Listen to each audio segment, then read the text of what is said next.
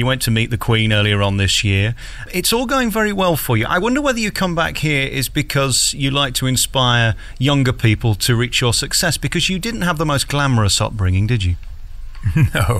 No. There were many wonderful things about it, but no, it was a very typical West Riding working class childhood, and it was fine. You know, people these days ask me when they meet me now and see where and how I live, oh, you know, it must have seemed awful when you were growing up. Well, of course, you didn't know anything different, and everybody else was living in the same way, hand to mouth. You know.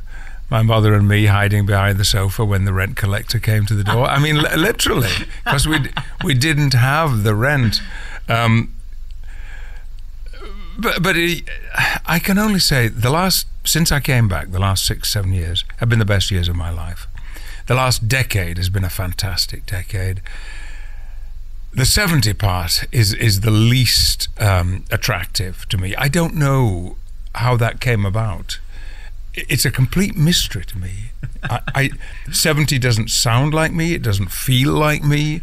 I feel as though I ought to be behaving a little bit more in an adult fashion than I usually do. I mean, there I was at Silverstone yesterday afternoon, screaming in the mechanics pits, in the McLaren pits, and yes, I did take a trip to the Palace just about a month ago. All these things have come together at a time that take my breath away, because I never expected these honours to come my way. They were things that happened to other people, not to me.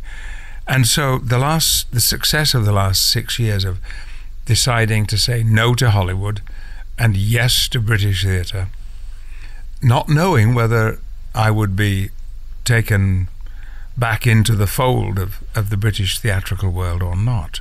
You know, I felt the first thing I did here was Antony and Cleopatra at the Royal Shakespeare Company, and I remember standing behind the scenery on the press night, writing the reviews in my head, which were basically along the line of, who does he think he is? You know, but it hasn't turned out like that, and and so.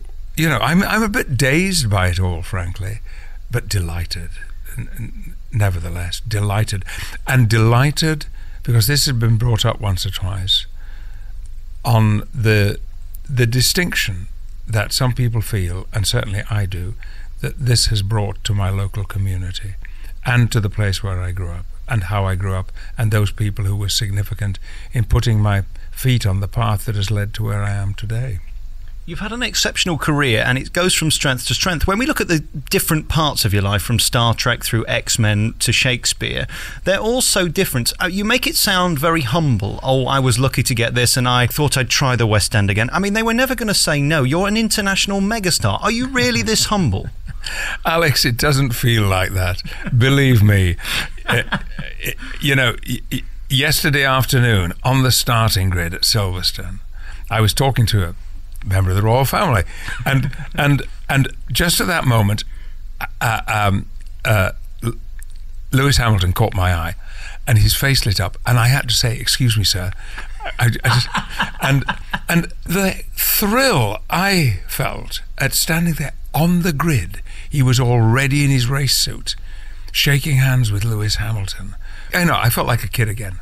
So it's not any kind of false modesty. I do feel lucky many times over from the very, very beginning, and I've taken some risks as well. I've chosen to do things. There were people who thought I should not have gone to Hollywood and done Star Trek. People who thought I was letting down my theatre background. People in Hollywood were amazed and dismayed that I said I was giving up that life and coming back to England.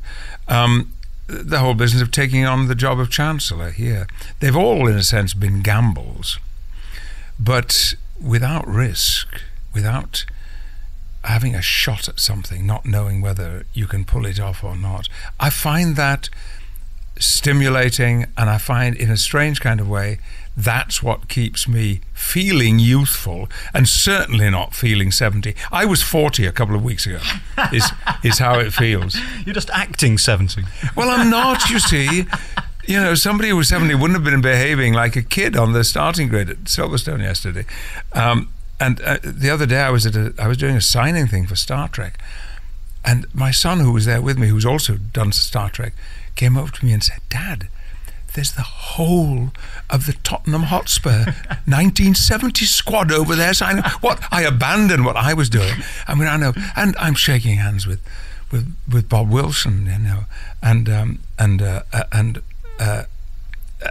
it's just fantastic for me. So that is how I view life. I get a great kick out of it. I get a great kick out of everything I do. And I wander around saying to myself, "Patrick, can you really believe this is happening?" And it feels right for me. When you see yourself in the old days on the TV, is it you, or is that like your son or some other actor? We didn't know when Star Trek began really what was going to happen, and I was the last member of our company, of the crew, to wake up to the fact that we were a hit. I was in denial about it for a long time.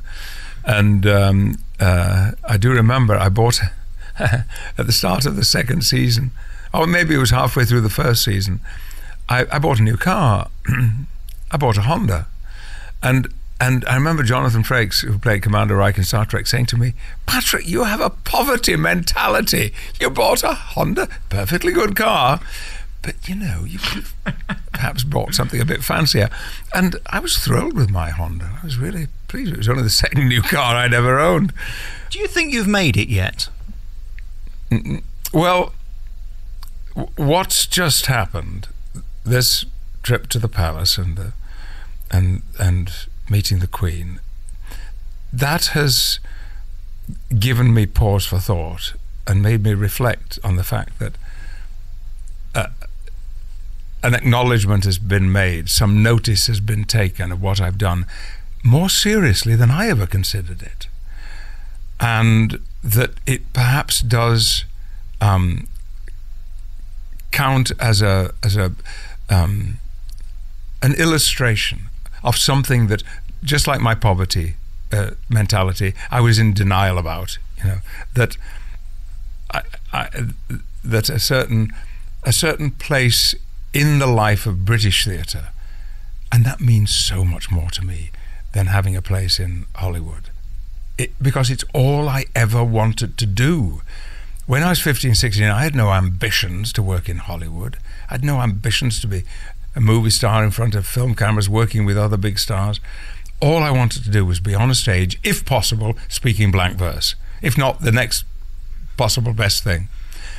And that's what the last few years have been like. And my level of satisfaction is profound, and the pleasure I get out of my work only gets greater year by year. I love my job now more than I ever have done. And I found I've just finished doing a play in Chichester in which I actually played William Shakespeare in this play. And I suddenly realized, Patrick, you've got inside you, there's a quality of peace, of quiet, even in the middle of, you know, extremely emotional scenes, that wasn't there before. So something has obviously changed, and it's to do with confidence, self-assurance, and a belief that, you know, all actors have this thing. All of us, we all say that we have this fear we're going to be found out. You know, you'll go on to do a performance and somebody will say, "Oh, come on, you can't fool us with that." And that feeling, I think, has gone, that I might get found out. It's interesting, when I look at people like you and Sir Ian McKellen and Simon Callow, you're really hard workers. You could have a much easier life. Turning up at a theatre 8 times a week isn't easy, is it? You know, Ian is still doing it. You mentioned Simon and Ian and myself and Ronald Pickup. We were doing Waiting for Godot. We did it for 22 weeks, and I was worn out. I was exhausted. Ian McKellen is still playing that role in the same production with another cast of actors, and I love turning up to do a show. I still get a thrill out of it. Sir Ian, on the other hand, he would live there in the theatre, I think, if they'd let him.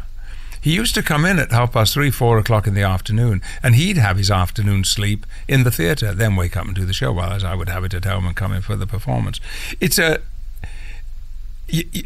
know that every night you are going out in front of an audience who want to be there and are excited to be there, and some of them for the first time, given what Sir Ian and I have done, the X-Men and Star Trek and Lord of the Rings. People come to see Gandalf, they come to see Captain Picard, they come to see Magneto and Professor Xavier, but instead what they get is Sam Beckett and William Shakespeare and Edward Bond. And so that's thrilling too, to know that those people are there, but that I can tell a story differently every night in front of a live audience, knowing that will be a one-off, unique experience. It's such a privilege. When you come back to Mirfield, are you that little boy hiding behind the couch with your mum trying to avoid the rent man? Does it take you back to a place that you were there 70 years ago? Well, funnily enough, I was back in Mirfield on Saturday. And I can tell you why I was there. I went to visit the Father Superior and Father Prior and the brothers at the Community of the Resurrection, which is an Anglican monastery, an important Anglican monastery, which is in Mirfield, and was what Mirfield was once upon a time most famous for. It's probably got a little bit of competition now, because I've agreed to be part of a campaign to raise some funds, because the church is badly in need of restoration. I first appeared on a public stage at the age of 8 or 9 in the Cort Theatre at the Community of the Resurrection. And I said to them, if only because of that connection, I'm very, very happy to be part of this. But before I went over to Batty Ford, to the community, I just took a little drive around my neighbourhood, and it gave me goosebumps. I went past the house I was born in and lived in for 15 years, a one-up, one-down house in a yard. And what impressed me most about it, I've been back before, but not for a long time, was not that everything seemed more ordinary or duller. What was extraordinary was that distances, measurements have shrunk. I always thought the street I lived on was a long, steep street. It's not. It's very short, and it's not that steep at all.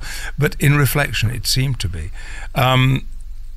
My life back then is very vivid to me, and I have now started writing a little bit about it, about what it was like. And so I shall be living back there in my head a great deal, I think, in the coming few years. And that sound you hear in the background is the Vice-Chancellor closing the door, because he needs me, Alex. I'm going to let you go. Very finally, congratulations on being you. You've brought so much pleasure to so many different generations, and giving back here at the University of Huddersfield really just sums you up, really, that you care.